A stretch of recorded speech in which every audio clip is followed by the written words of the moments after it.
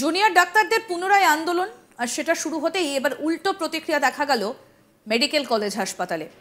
আমরা দেখেছি যে আরজি করে অভয়াকাণ্ডের পর জুনিয়র ডাক্তাররা তারা প্রতিবাদ, প্রতিরোধ, বিক্ষোভ আন্দোলন করেছেন এবং সমাজের সব স্তরের মানুষ, সাধারণ মানুষ তাদেরকে সমর্থন করেছেন।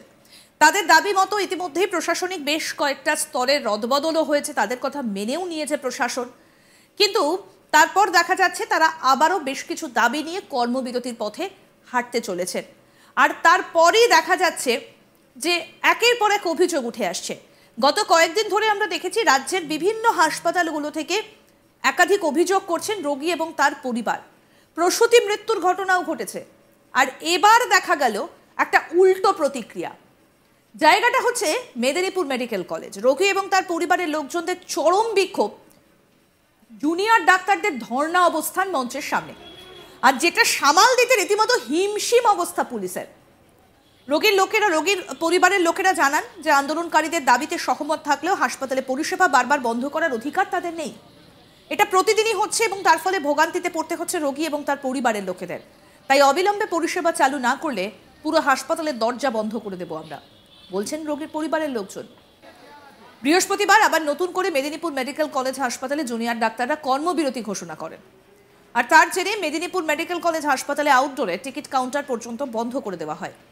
হাজারের বেশি রোগীর লোকেরা এসে দীর্ঘ লাইনের পরে পরিস্থিতি দেখে বিক্ষোভ দেখাতে শুরু করেন। কেমোথেরাপি থেকে আরম্ভ করে বিভিন্ন রকম জরুরি পরিষেবা বন্ধ হবার আশঙ্কায় বিক্ষোভ উত্তেজনা শুরু হয়ে যায় রোগীর পরিবারের লোকজনদের মধ্যে। পরিস্থিতি দেখে সেখানে হাজির হয় কোতোয়ালি থানার বিশাল পুলিশ বাহিনী।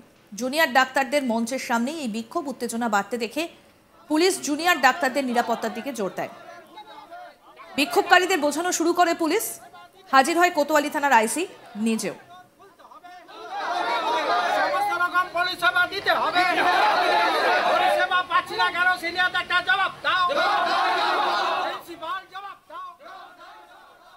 বিক্ষোভরত এক রোগী আফসার মল্লিক বলেন, আমি গড়বেতা থেকে এসেছি, টিউমার বড় হয়ে গিয়ে চরম সংকটময় পরিস্থিতি তৈরি হয়েছে। আমি এত দূর থেকে চরম কষ্ট পেয়ে এখানে হাজির হয়ে সকাল থেকে লাইন দেওয়ার পর জানতে পারছি ডাক্তাররা দেখবেন না। তাহলে আমাদের মতো গরিব মানুষ যেটা সরকারি হাসপাতালের উপর নির্ভর করে, তারা কোথায় যাব? শুনুন কি বলছেন রোগীর আত্মীয় আফসার মল্লিক। আমি এসছি দেয়ান সন্দীপুর গড়বেতা। আমাদের পিঠে টিউমার হয়েছিল, সে টিউমারটা মানে থেকে তার পুঁজ বেরোচ্ছে, পিঠে একটা টিউমার হয়েছিল, সেখান থেকে তার পুঁজ বেরোচ্ছে। হসপিটালে দেখানোর জন্য এসছি। তো আজকে ডাক্তাররা এখানে কেউ নেই, বলছে ধর্মঘট, আউটডোরও বন্ধ। তাহলে আমরা এখন কোথায় যাব বলুন? আমরা কোথায় যাব? আমরা সাধারণ মানুষ, এই চিকিৎসার জন্য এসেছি, আমরা এখন কোথায় যাব? তাহলে এই মানুষগুলো কি আমরা মরে যাব? হ্যাঁ, অসুস্থ মানুষ নিয়ে এসে আজকে আমরা এখানে বসে আছি শুধু একটু চিকিৎসার আশায়। যারা জুনিয়র ডাক্তাররা ধর্মঘট করেছে, যারা সিনিয়র ডাক্তার তারা অন্তত চেম্বার করছে, এসে আউটডোরটা চালাক। সবারই তো পয়সা নেই যে আউটডোর মানে চেম্বারে দেখানোর মতো, যাতে করে আমরা চিকিৎসা পাই সাধারণ মানুষ, সে ব্যবস্থা একটু করুন। আপনাদের কাছে আমার বিশেষ অনুরোধ। সিনিয়র জুনিয়র কোনো ডাক্তারই আসেনি, সমস্ত বন্ধ, টিকিট কাউন্টারও বন্ধ। বলছে অনির্দিষ্টকালের জন্য ধর্মঘট, এটাই বলছে, তারা কেউ আসেনি। যাতে করে আমরা চিকিৎসার সুব্যবস্থা পাই, তার মানে সেটা করার জন্য আমরা আপনাদের কাছে অনুরোধ করছি, যাতে চিকিৎসা ব্যবস্থাটা চালু হয়, সাধারণ মানুষ আমরা যাতে চিকিৎসা পাই। অন্যদিকে খড়গপুরের বাসিন্দা আনোয়ার হোসেন বলেন, জুনিয়র ডাক্তাররা পরিষেবা দিয়েছে, তাদেরকে স্যালুট করি, কিন্তু সিনিয়র ডাক্তারদের ভূমিকা খুবই খারাপ। তারা এখানে বন্ধ হওয়ার সুযোগ পেলেই প্রাইভেট প্র্যাকটিসে জোর বাড়াচ্ছেন। এখান থেকে রোগীদের প্রাইভেট চেম্বার, নার্সিং হোমে নিয়ে চলে যাচ্ছেন। হাসপাতালের পরিষেবা একেবারে খারাপ। আজকে আমার মায়ের কেমোথেরাপি হয়েছে, এইভাবে যদি বন্ধ হয় তাহলে তো মুশকিল। কোন নোটিশ ছাড়াই এভাবে হঠাৎ করে বন্ধ করলো কিভাবে? এমন হলে পুরো হাসপাতাল বন্ধ করে দেবো। কি বলছেন আরো একজন আনোয়ার হোসেন, শুনবো। জুনিয়র ডাক্তাররা আমাদের যথেষ্ট পরিষেবা দিয়েছে, আমরা তাকে স্যালুট করি। আজকে হঠাৎ বন্ধ করে দিই। সিনিয়র ডাক্তাররা একদিনও পরিষেবা দেয়নি, আর তারা ছুটিয়ে প্রাইভেট প্র্যাকটিস করছে। তারা এখান থেকে রুগীকে বলছে আমার চেম্বারে আসো, ভর্তি করা, আমি ওখান থেকে লিখে দেবো, তুমি ভর্তি হয়ে যাবে, এই পজিশন।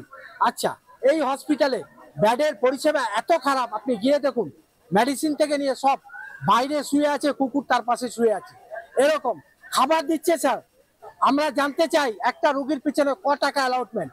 খাবার দিচ্ছে মাছ ভাজা, কিন্তু তাতে ঝোল নেই। তাকে ডিম দিচ্ছে, সিদ্ধ করে ডিম দিয়ে দিচ্ছে, গোটা ডিম। তাকে খাবার পরিষেবা জঘন্য।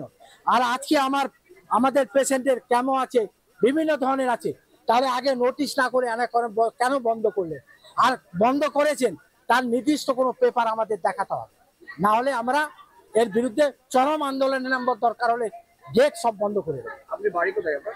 আমার বাড়ি খড়গপুরে। আপনার মতো অনেকেই তো হয়েছে বোধহয়। হ্যাঁ, আজকে তো অনেকেই ভুগছে আপনার মতো। হাজার হাজার হাজার হাজার সবাই বুঝছে। হ্যাঁ, বলে রিপোর্ট না পেলে, ব্লাড রিপোর্ট না পেলে তো কেমন হবে না। আপনার সিবিসি রিপোর্টটা তো দরকার, কেমন দিয়ে দিচ্ছেন। অনিতা দলুই রোগীর আত্মীয়, তার বক্তব্য শুনবো। স্কুলে যে এটা ব্যথা আজকে কি এসে এখানে এসে কি দেখলেন? ডাক্তার কি দেখলেন? বন্ধ বন্ধ, আজকে বলছে বাড়ি চলে যা, আজকে দেখা হবে নি। কেন? ওই যে মেয়েটা মারা গেছে ওই জন্য।